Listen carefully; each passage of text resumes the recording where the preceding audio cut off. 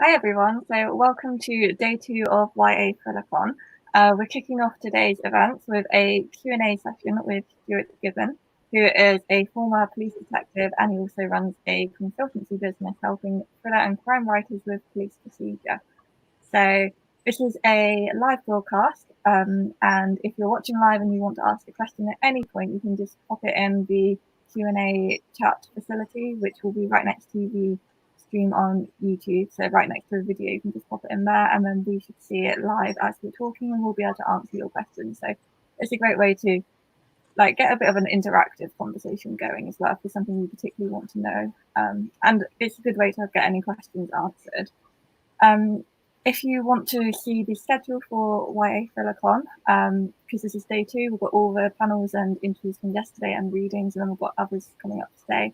You can visit www.yathriller-con.co.uk, and you can find links for all of those on the website. All the videos will stay up on YouTube, so if you miss one live, you can catch up at any point. So, Stuart, would you like to start off by giving a bit of an introduction about yourself and your background? Yeah, hi Madeline, hi everyone. Thanks very much for inviting me to YA Thriller-con. It's great to get the opportunity to have a chat on this lovely morning with the sun shining in the UK. My name, as you said, is Stuart Gibbon. My background really is in policing. I joined the police actually as a teenager. I was 16 when I joined the police. I was born in the north of the UK and I moved down to London to be a police officer. I spent around about 20 years or so working in London, first of all as a uniformed officer patrolling the streets, and then afterwards as a detective. I relocated to the middle of the UK, the East Midlands area, and I spent a few more years there working again mainly as a detective. My background is really crime investigation, particularly murder and serious crime.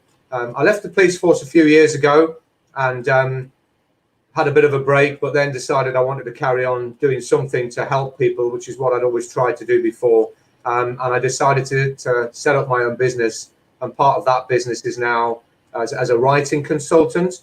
So I work with authors, mainly crime authors because of my background, but sometimes I also do help authors from other genres who just might need the odd question answering about how the police do something, maybe procedure-wise, or an investigation or something like that. So I've been doing that now for a few years, been lucky enough to work with many different talented authors, and it's something that I really enjoy, which gives me a great deal of pleasure. Although I haven't got a massive experience in working with YA writers, I'm hopefully going to build that up over the course of the next few months, and this is a great opportunity to tell people what I do, and if there are any questions out there about the writing that I do, or maybe about my police career, I'd be happy to answer them. Wonderful. So to start with, how important would you say accurate police procedure in fiction is, whether we're talking about YA or adult books? That's a good question to start with. I would say it is important, but what I always say to people when they ask me about police procedure is that it's something that you don't have to put in the book. You don't need to have a lot of police procedure. Certainly, if you've got a book that you're writing and it's kind of full of procedure, it almost becomes like a reference book. So if it's a fiction book, you can put procedure in by all means, but I think if you have too much in, the book becomes quite a dull read. So, but what I do also say to people is if you're going to put something in procedural and it's specific, so maybe something like when the police arrest somebody, they have to give them a caution afterwards, and the caution's quite a mouthful, and it's something that you learn as a police officer, and you don't forget the wording of it.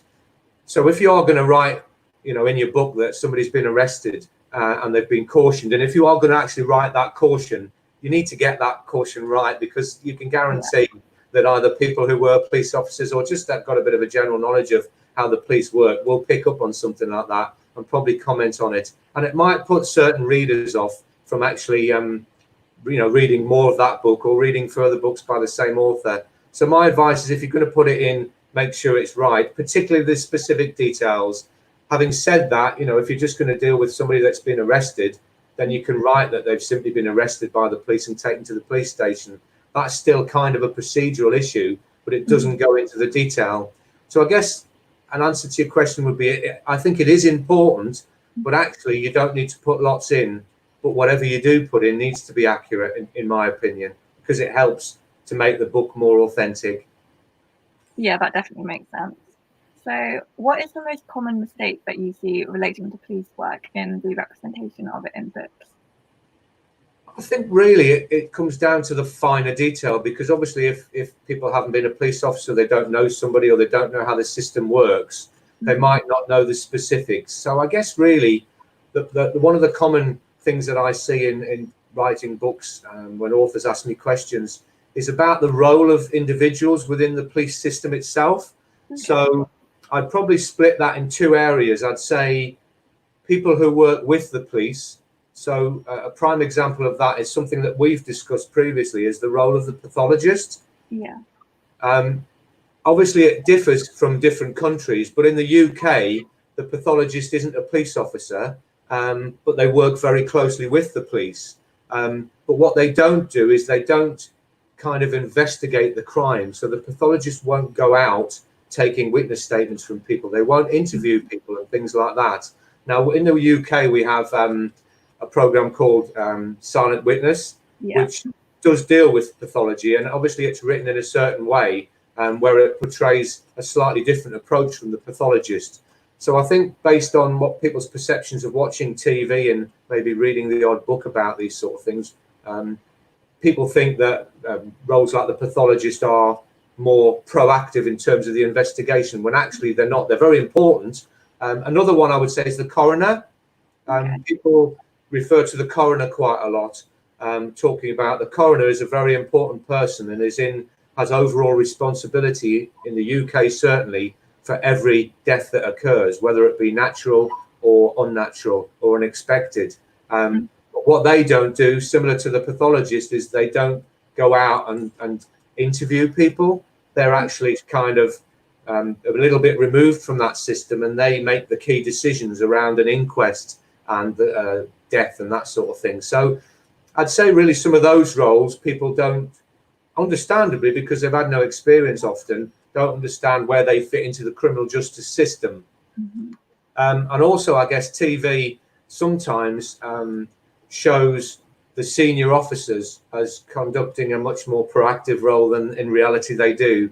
So again, I talk UK because I have got a little bit of experience about watching American dramas and that sort of thing. But with UK in particular, you'll find that some of the true crime, the police dramas portray the senior officer in charge of the case as doing virtually everything in the case, which of course is really quite difficult to manage. So it's a far more, in reality, it's a far more removed role. They don't interview people. Your senior lead detective will not be sitting in a police station opposite a suspect interviewing them, because that doesn't happen. It's the detective constables and the ones who are doing all the real kind of hands-on work who will be doing those sort of interviews. So I guess it's just some of those sort of kind of little issues about the roles that people play in the system, whether they be people that work with the police or police officers themselves, and also the way that those officers engage with each other, the terms that they use to call each other. It's a little bit more informal than it's often portrayed. So, for example, in the UK, the rank of sergeant exists, which is you have the rank of constable, and the next rank in seniority to that is sergeant. But sergeants aren't called sergeant, if that makes sense. So, for example, my name is Gibbon. I used to be Sergeant Gibbon, but nobody ever called me Sergeant Gibbon when I was having a conversation with them, because it's not the way that police officers engage with each other. They use a shortened term, which is Sarge. It's short sergeant. And obviously people of the same rank or higher rank would just use your first name. So it's a lot more informal than sometimes people write it. But again, their perception of how that goes is often guided by books and mainly television and films and social media. So it's just the kind of finer things that someone that's been in the police or has a knowledge of the police can provide, that just again helps to just make it a little bit more realistic, because there are a lot of police officers out there who read these sort of books. Some of them now write them, and there are serving police officers that write crime fiction as well as doing the job of a police officer.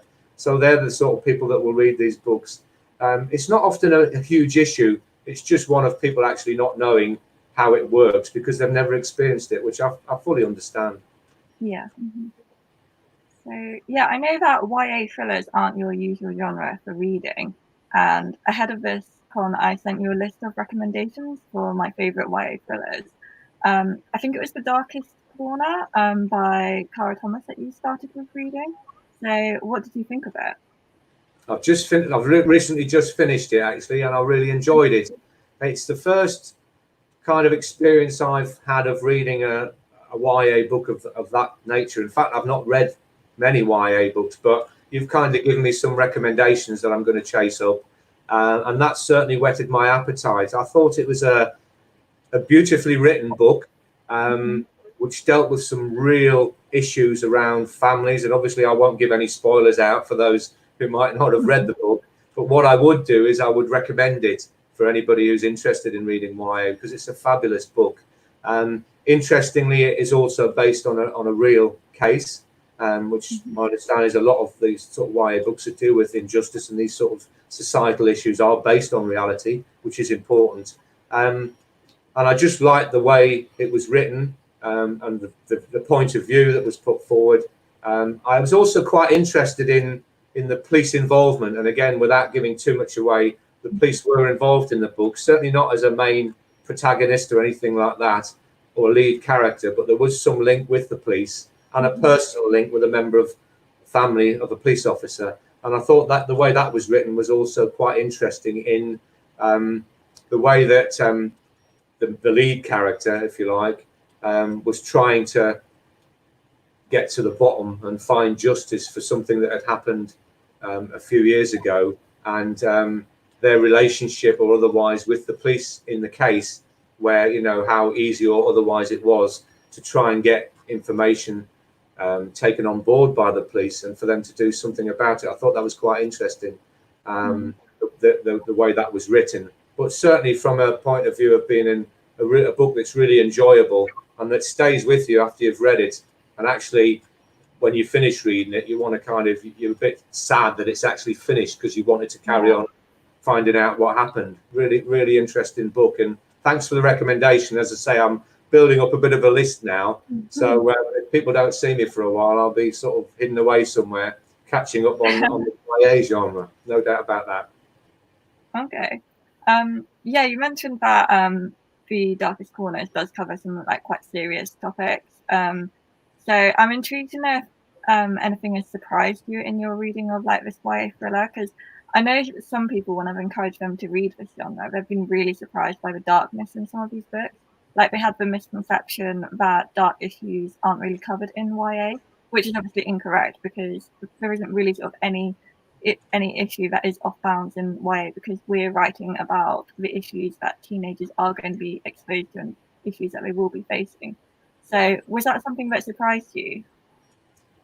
I think a little bit, not too much. I didn't really. It was great because I didn't really know what to expect when I started to read it.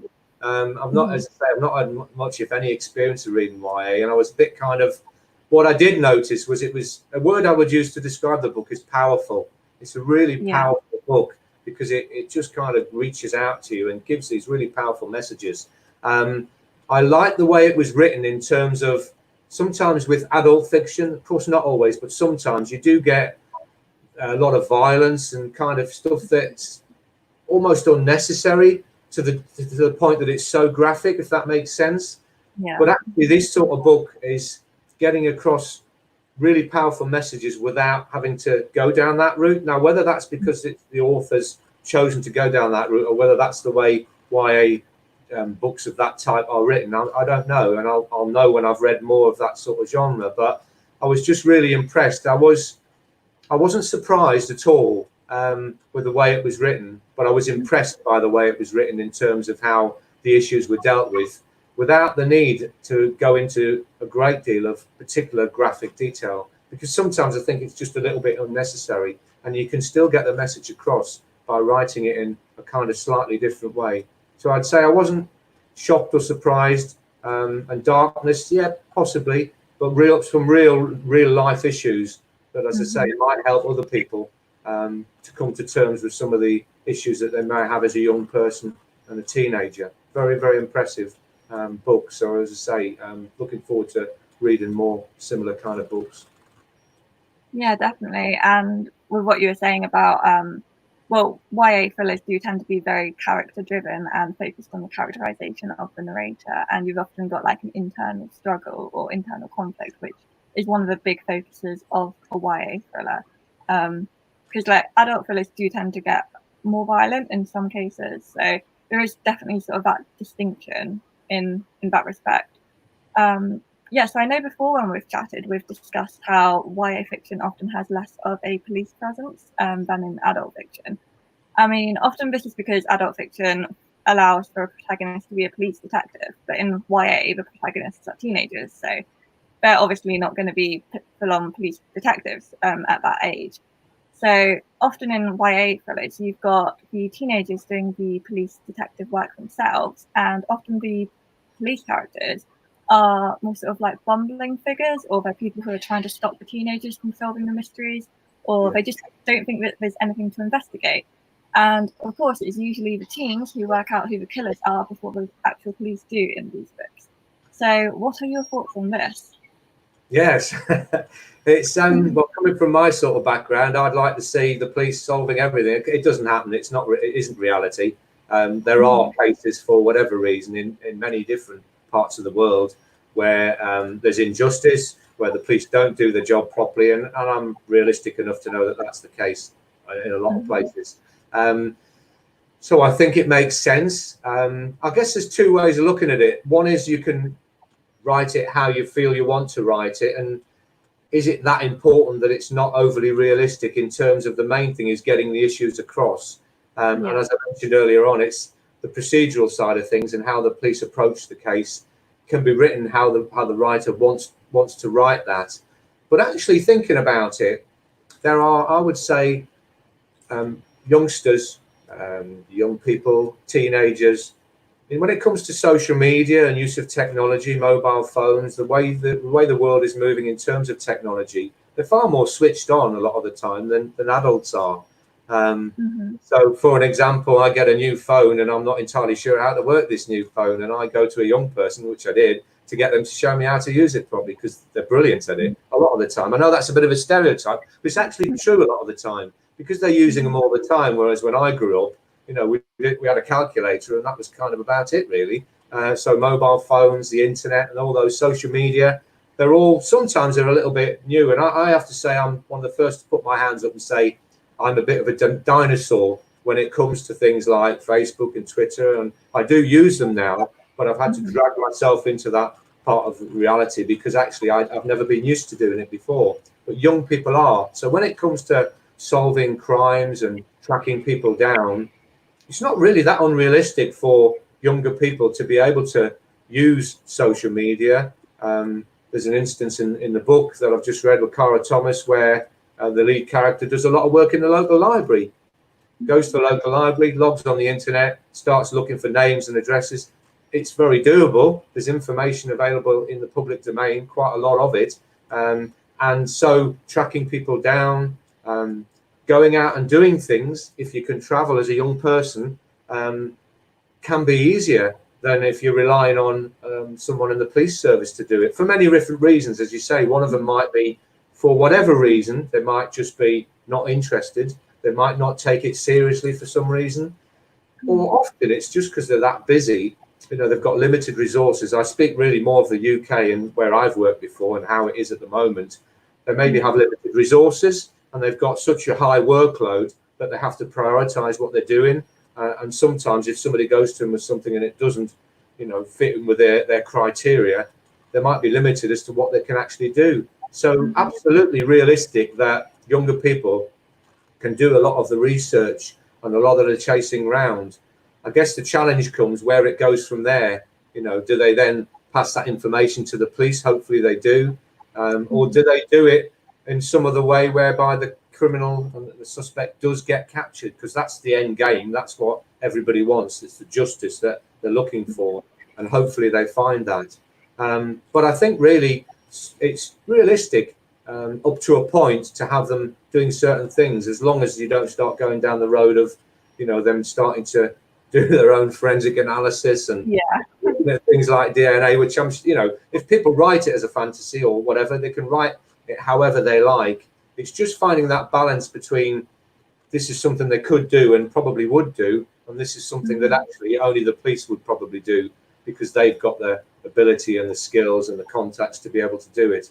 And of course it differs between the UK and the US, for example, the way that the police handle things and deal with things. But I think it's quite refreshing to read in some books that teenagers and young adults are actually, you know, doing their own inquiries, as long as they don't put themselves in danger or put themselves at risk, because that's another message that in reality you'd need to send out to people. You know, keep yourself safe. By all means, try and get to the bottom of what's happened, but please be careful when you do it. Yeah, that is actually really interesting, because one of the sort of ways that YA writers often build up tension in their thrillers is through the main character investigating the crime and then putting themselves in danger as a consequence of that. Because usually every YA thriller will have that element in the ending somewhere, around sort of from the 60% mark onwards, like structurally. Like, it is one of the ways that we can build up tension. So obviously, yeah, that isn't giving out the best of like examples for what real life teenagers should be doing, because obviously we don't want people putting themselves in danger. But I am aware that that is one of the ways that we do use that to build up tension, and particularly to increase the pace as well, because pacing and tension are both really important in YA thrillers. Yeah, I think you can still write it, Madeline. There's no doubt you can do it. That, and I understand it. The tension is important for the reader, particularly when you get into those vital points where, you know, something really big's going to happen. And I guess you could, whoever's writing the books could put something in there that, you know, that conveys that the character knows that they're putting themselves at risk, and kind of would normally do this sort of thing, but actually, because of what's happening, this is what they've done, or the safeguards that they've put in place in case it doesn't end the way they want it to end.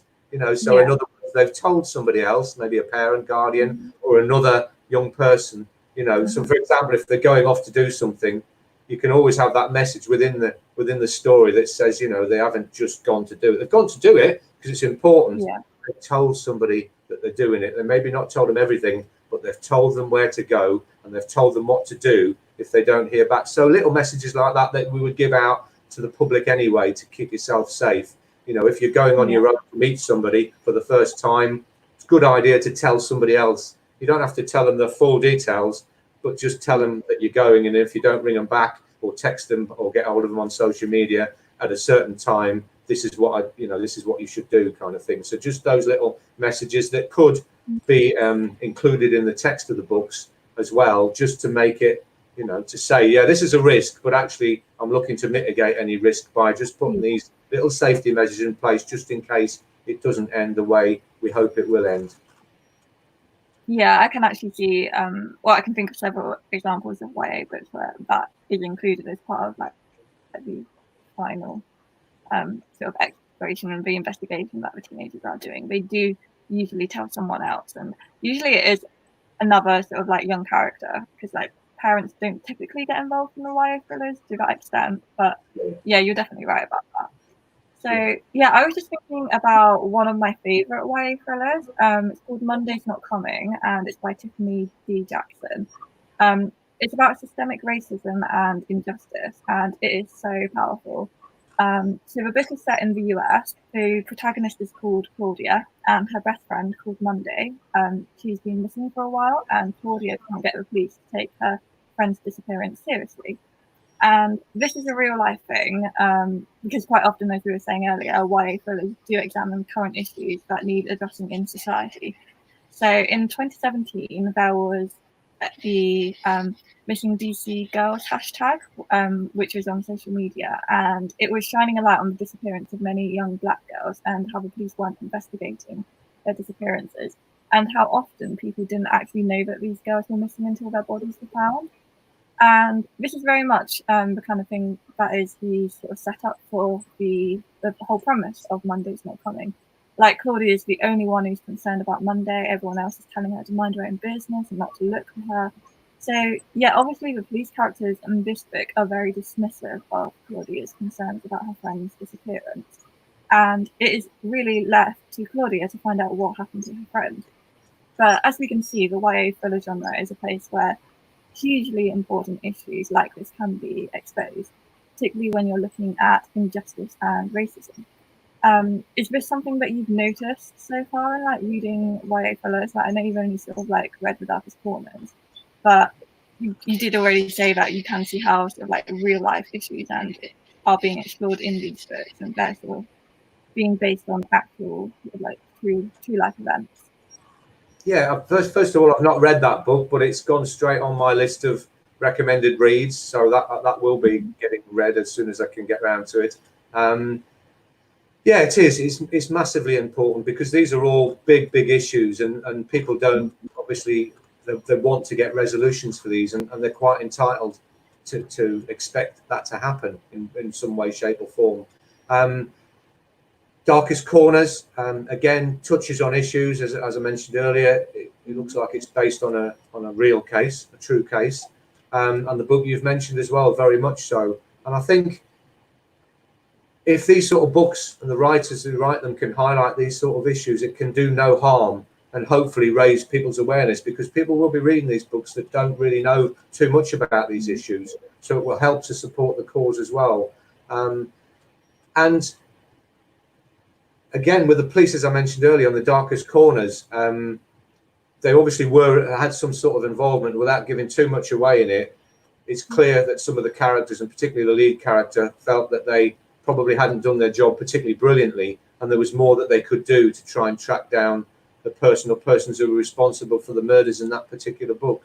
So I think it's really important that these issues are highlighted, and what better way than writing in a YA book targeting young people and teenagers who have got obviously their own views, but they're also growing up and becoming aware of these issues, and they're our future. So they are the sort of people that, you know, that want to make sure that justice is served and that wrongs are righted. So I think I'm all for including them in a way. As for how the police are portrayed, I don't have a particular issue with it because of the way the books are written, because you will get police forces and officers, for one reason or another, who are better than other officers and who will do a better job, because everybody's different. Every individual has different skills, abilities, and the way they approach life. And although police officers are trained to a certain level, you will still get certain officers who actually do more work than other officers. And it's a very, as being someone that used to be kind of supervising lots of different officers, you do get different skill sets and different kind of personalities and that sort of thing. But I think it's just really important that these issues are raised, and if they can be raised in books like YA books, then all the better. The most important thing is that the awareness is raised, that people are supported to be able to give their viewpoint, and that people read the books, and then no doubt, hopefully, will either go away and kind of research the actual case itself, learn a bit more about it, and might be able to support the cause, whatever it might be. Mm-hmm. Yeah, so like YA thrillers do often examine the shortfallings of the police and injustices in the system. Now I'm curious, in your work as a consultant helping writers with their depictions of the police, is there something that you've encountered directly in authors' police depictions when it's an adult book? Or are you sort of seeing this more as like a thing that is more specific to the YA readership of thrillers? No, I have seen it before occasionally. I must admit, not very often, but occasionally I have seen it in the work that I do with writers, writing about adult crime fiction. It may be something slightly different.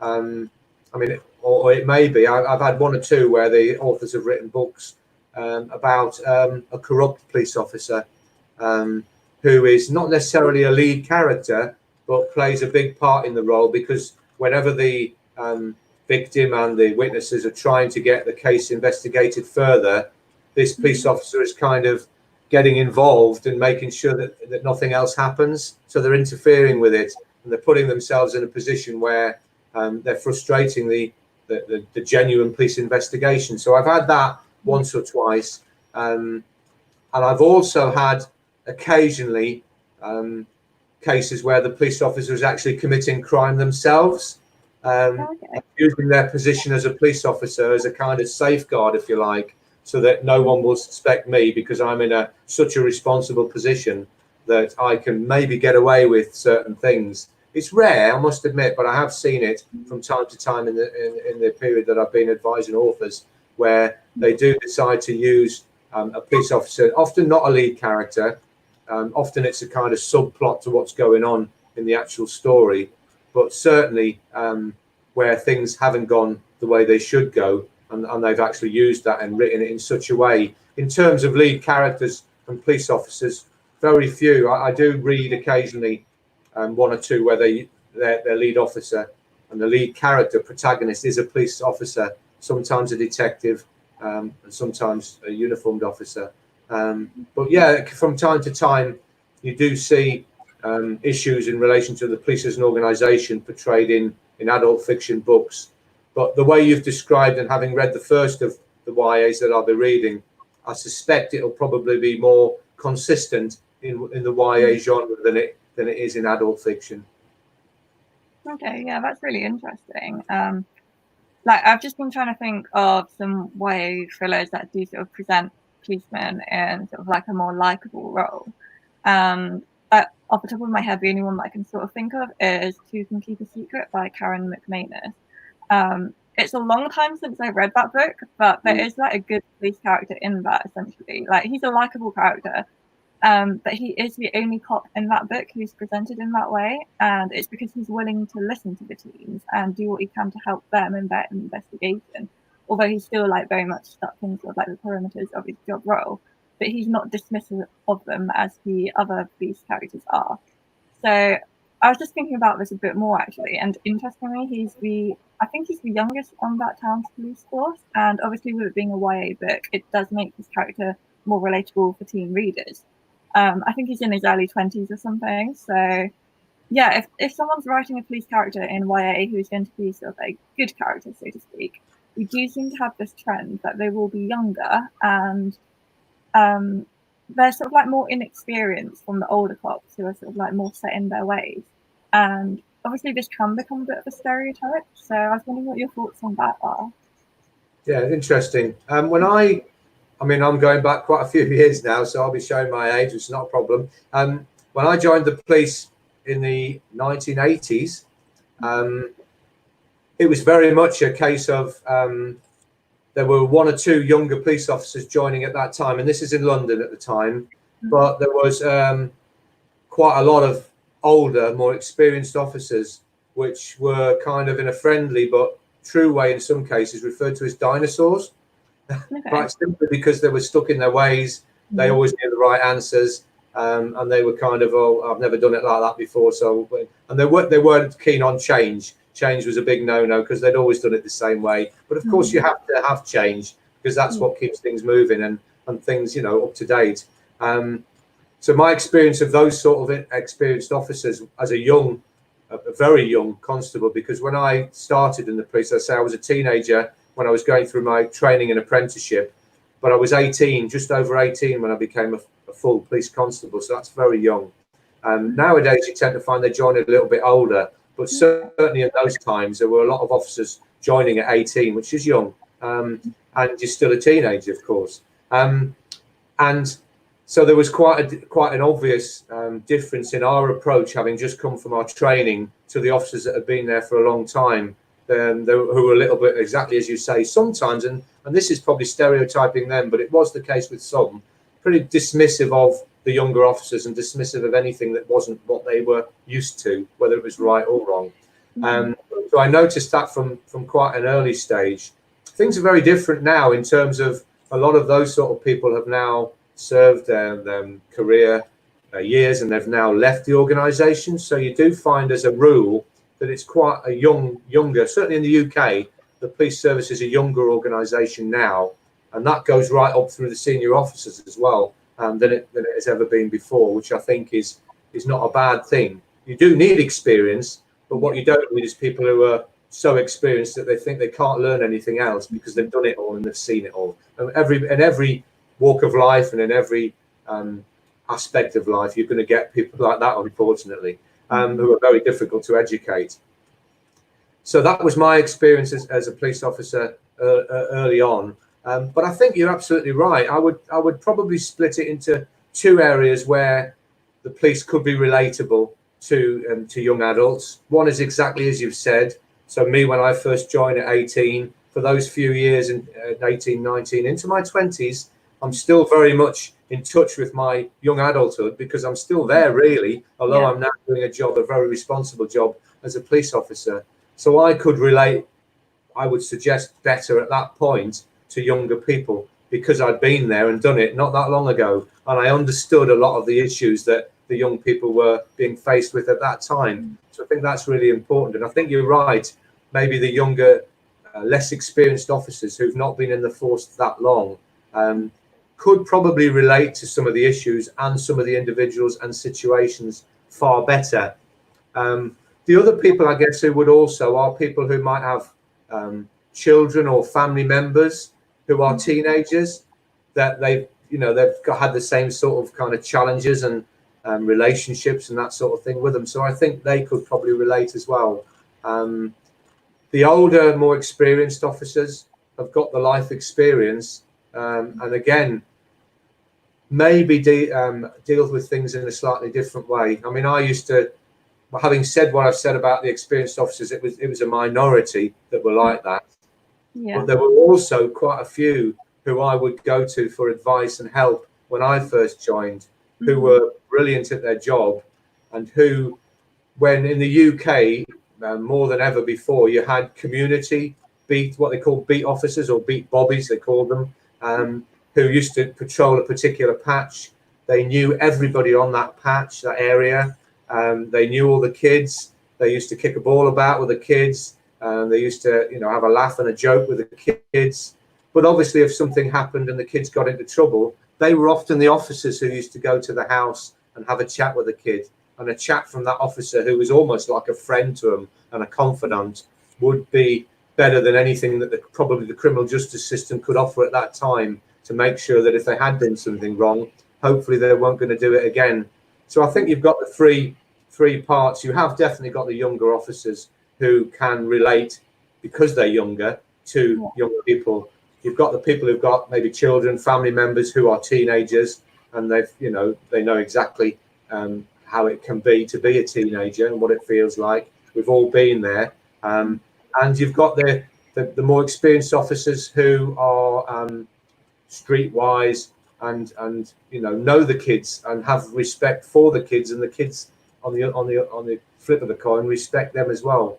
And I think that's important. And if you haven't got that kind of relationship and you haven't got that trust and confidence, you're not gonna confide in people. And it's important that they do in certain cases, and that if they've got worries and frustrations and something bad has happened, that they have got the confidence to be able to speak to somebody in authority about it, in the knowledge that that might be confidential if necessary, but that hopefully something positive will come out of it. Yeah, absolutely. So what advice do you have for aspiring YA writers who are wondering how to depict the police in their book? Because obviously we've just spoken about sort of the different ways that you can represent the police, whether they're like helpful or unhelpful, whether they're dismissive, whether they're set in their ways. Is there a particular way that you would recommend that someone depicts the police in order to avoid stereotypes, whilst also appealing to the YA market and the sort of it's almost a trope in a way where the police aren't typically helpful in YA service? Yeah, I guess it depends on what the police are going to do. Like you said earlier, Madeline, they're often in the background with YA, and they're doing, the bumbling kind of antagonistic, I guess, approach to whatever the situation is, which is not great from a reality point of view, but actually, sometimes is the case. Let's not get away from that. Hopefully it's a minority, but we have to be realistic. So I'd say it depends on whether you're going to write them as a quite a focal character within the book. If you are, make them real, because we are. I say we. I can't help using the word we sometimes, even though I don't do that job anymore. But it just comes kind of naturally.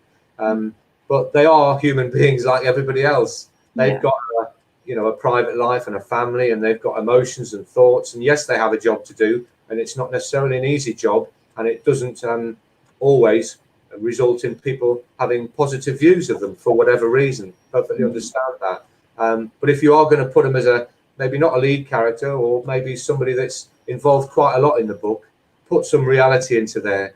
I do often think if I read a book and it's about a police officer, if there's just a little bit in there, not just about the procedure, because as I said, that can be really quite dry, but about that individual officer as a human being, their emotions. They may be going through some trauma of their own at home for whatever reason. So I would say maybe include a little bit of that as well. By all means, have them as the unhelpful, dismissive officer, but maybe think sometimes about putting a little balance in there about why they're like that. There could be many different reasons why they are the way they are. And on the flip side to that, if you've got somebody that is supportive and really, really helpful, make sure you cover those sort of issues, because again, they're important. If you have the trust and the confidence, that's really important, to be able to share some really important information with somebody in authority like a police officer. I think that's really important. So in terms of the procedure, you don't need to put lots in there, I would suggest, and the more there is, sometimes the duller it can be. And of course, you don't need to get it right either. You could have a rogue police officer that does something that they're not supposed to do. That's not illegal, but it's probably not what the police manual says that they should do. They don't write something down, or they say something to somebody. So include those sort of issues as well, because they're all kind of real life. But I would say just think about the characters, particularly if they're going to play quite a pivotal role in the book. If they are a detective or a uniformed officer, something to do with the criminal justice system, why not think about why they're like that, and maybe include some of those issues in the book as well, without diverting from the main, the main storyline and the message that the writer's trying to get across.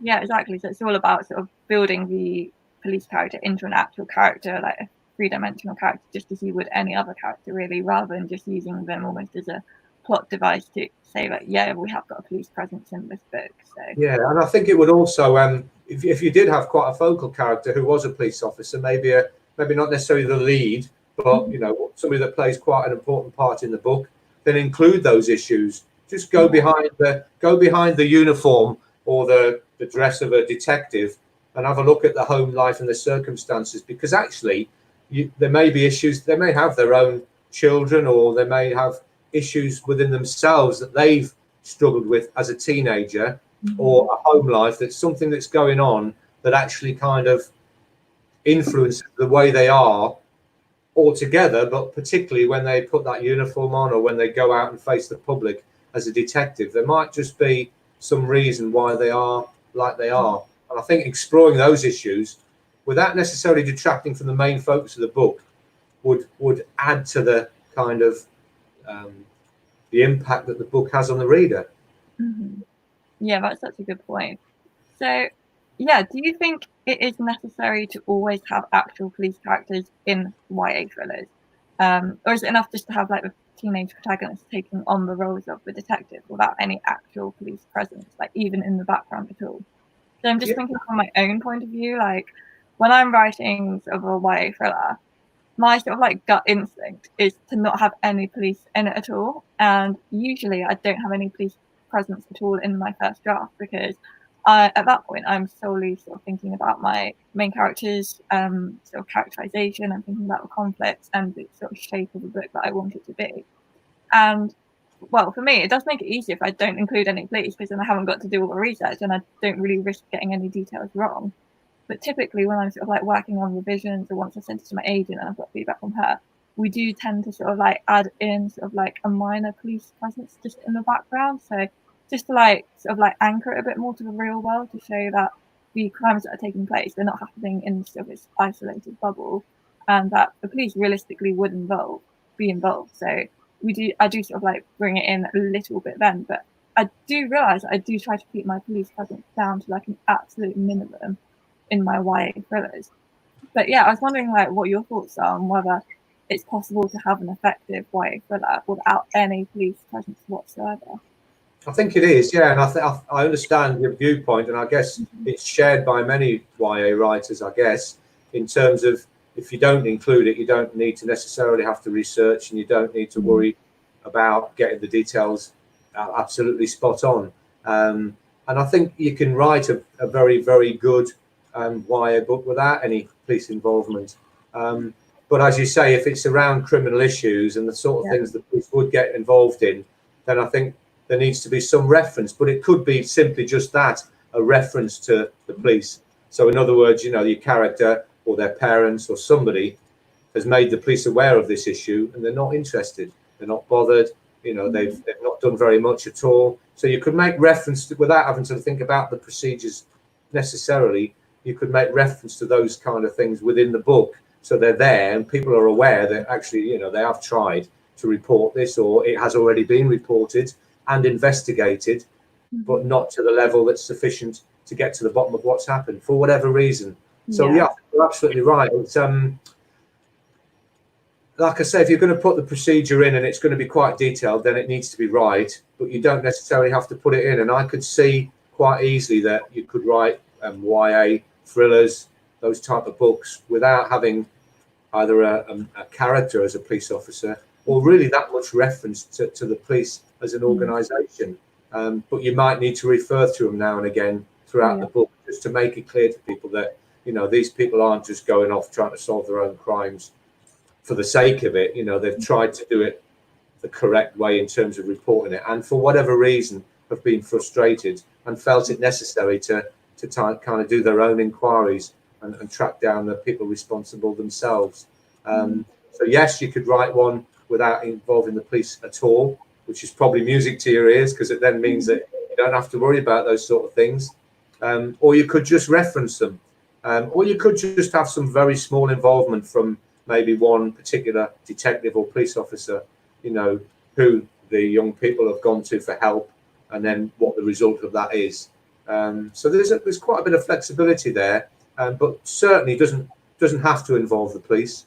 The way they're written, sometimes it's best to have limited involvement with the police in them, unless you're going to go down the route that we mentioned earlier, where you're going to use one of your characters and go in, have a little look at their background as to, you know, why they're behaving the way they are, why they can't help. Or it might, as I said earlier, might just be simply a case of it doesn't fit the priorities in terms of they've got so much else to do and there's not enough of them. It might be something like that. Depends on the reason why they're not getting the justice, really, and if you delve into those issues. But I think I would say YA books, having just read that one and the way we've talked about the content of some of the others, are ideally placed to have limited police involvement, you know, unless you're going to involve them as a central character, or there's a particular crime within it, where maybe a kidnapping or a murder or something like that, where you really are going to need the details right, because sometimes authors will contact me and they're asking me questions because they're not necessarily going to write what I tell them in the book, if that makes sense. So when I pick the book up later and read it, which I often try and do, it's nice when you see in the book some of the advice, not verbatim, of course, but some of the things that you've mentioned to the author by way of advice. But sometimes what they actually want is they want to understand what would happen really, and then they write the book accordingly, if that makes sense. So, you know, they won't write it exactly how I've told them it would happen. They might think, right, they just want the understanding of what the police response would be, for example, to a kidnapping or an abduction or another crime. What would the police do? Who would be involved? How long would it take? What wouldn't they do? Why would they do it? Once they give them all that information, they can take that information in and then decide how they're going to write the book. And sometimes I'll advise, for example, I was working with an author recently, and she wanted to include a particular role of a police officer, a specialist role.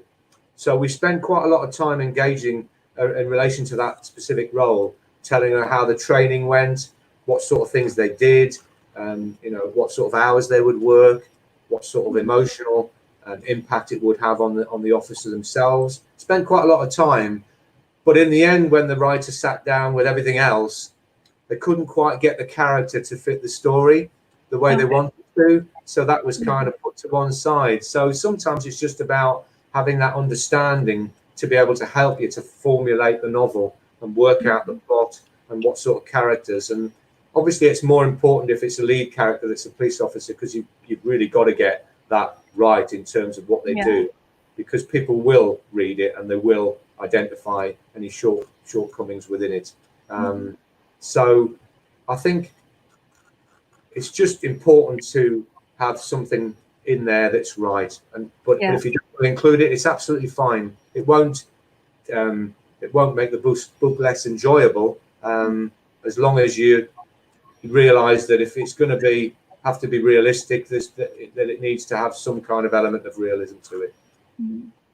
Yeah, I was just thinking another way that often YA thrillers sort of get away with less of a police presence than adult fiction is, like, often they take place over a shorter time span, and often you've got these teenage characters going away somewhere in a place where the police can't physically access them. Like, I know a big thing, I'm just thinking of, I think it's called Black Ice by Becca Fitzpatrick.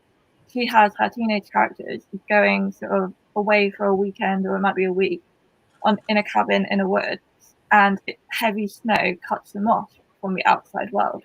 So when they're stuck in that cabin, physically no one can get to them. They haven't, like, all the phone lines go down, they haven't got internet, so they're completely cut off from the outside world. And then it turns out one of them commits a crime against some of the others. So then they're pretty much locked into this cabin where they haven't got access to the police. So in that book, you've only really got the police presence at the end, once the characters have solved, like, the mystery of who the bad guy is, and once they've sort of, like, saved themselves, and then the police are brought in at the end just to, like, show that, well, in real life, if this did happen, you would have a police presence, but only at the point when they could actually get to it. Yeah, I can think of a couple of adult novels that sort of, like, utilize that strategy as well in order to sort of reduce police presence, but in a realistic way. Yeah, and I think certainly in an isolated location that would be absolutely spot on. There's some reference in the darkest corners to woods in the middle of nowhere and phone lines and things, phone signals, absolutely spot on, where, you know, they are on their own kind of thing and there's no choice. And the other option you've got with I guess the US and particularly the UK is movement. The police have boundaries, geographical areas of responsibility. And if you're going to go across those areas of responsibility, sometimes it's difficult for the police to communicate with each other. So if they're looking for somebody and they travel a long distance, you know, there's less likelihood of the police becoming either aware of or involved in a situation like that, just because of the way the whole boundaries and the organisations are set up. But yeah, I think you're right. Putting yourself in a situation like that where nobody can get there because of where it is, because of the isolated nature. Perhaps you go somewhere and you don't tell anybody other than a friend where you've gone. Those sort of things would be ideal for that sort of writing, certainly. Okay. So yeah, what are your favourite thrillers and mysteries, like, overall, like, looking at the adult genre as well? Do you have any favourites? Well, when I was kind of younger, there's two authors that I would call were always my favourites: James Herbert and Jeffrey Deaver. So you can see coming from there the sort of books that I used to read, kind of a little bit of a horror in it, but with a bit of a thriller element and those sort of things. They were my favourite authors, and I still enjoy revisiting them and reading them now. And as I said earlier, I tend to read quite a lot of psychological thrillers now, particularly by authors that I work with, because I like to understand their style of writing. Sometimes it helps me when I'm advising them to understand how they approach writing a book and what sort of things they do and don't include in it. Certainly at the moment, two authors that spring to mind: C.L. Taylor, who I know has been involved in this con as well. I've been working with C.L. Taylor for a number of years as her advisor on the police side of things, which is really good. But I know she's also written YA as well. She's got The Treatment before, and The Island will be coming out, I think, next year. So that's an author who I read all of her books and enjoy reading them. There's another author I've just got into recently called Fiona Cummings, who writes quite dark books, which are kind of a little bit floating around the sort of Herbert-ish kind of thing in terms of some of the things that are in them. And another author that I really like is someone called C.J. Tudor. Oh yeah. Who has written The Chalk Man and The Taking of Annie Thorne and a couple of others recently. And when I give a review on that book, I think I put something like this is pretty close to something that you'd expect from James Herbert, just by the way the book's written. They're just different. So I've got a bit of a kind of different approach to it, but I say a lot of the books I do read are from authors who I work with, because it helps me to have a to work with them more effectively. But I'll read anything, of course. I read a lot of true crime as well, an awful lot of true crime, and I read quite a lot of historical true crime. So a real broad cross section of different types of books. And I say YA is now on the list, and I'm getting a bigger and bigger list of what I need to be reading. So I'm going to be pretty busy in that area in the next few weeks and months, no doubt. Yeah, there are some amazing YA thrillers out there. So yeah, I can always send you more recommendations if you ever want any more. Yeah, that'd be fantastic. The favourite one that you're, they think I should start with, and then I can probably go from there, I think. Okay, great. I can see your books in the background behind you. So did you want to just sort of like talk briefly about those before we finish? Yeah, they're over this way somewhere. There they are in the background. Yeah, there's two books. These are they would help writers in the UK who are writing anything about crime, whether it's true crime or crime fiction. I think they'd be of interest to any crime fan, whether you're in the UK, the US, or anywhere else in the world, because they've got case studies in them and things like that. This is the Crime Writer's Case book. This is the first book that I wrote. What happened was I teamed up with a crime historian a few years ago, and we decided to write some books together. So these are jointly written. I provide the contemporary police information from, say, maybe 1980 onwards to right up to today. Stephen Wade, who's an author friend of mine, provides the historical. So he talks about crime from the 1700s, 1800s, early 1900s, etc. And there's lots of information in the Crime Writer's Case book, everything from how the police in the UK investigate murder to forensic evidence, the role of experts in the police, a little bit about what happens when you're arrested in the UK and the process that you would go through at the police station. There's lots and lots of information in there that would help writers, but would also be of interest to anybody that likes to read about crime. Book 2 came out in March 2019. This is called Being a Detective. This is more specifically about the role of a UK detective. It's written in a different way. It's actually in an A to Z format. So, for example, we start with A. The first, there's entries in every letter of the alphabet, but in A, you've got the word alibi. So I talk in a bit of detail about what an alibi is and give some case studies when alibis have been used in crime cases. The ABC principle, which is something that detectives use to try and help them to solve crimes.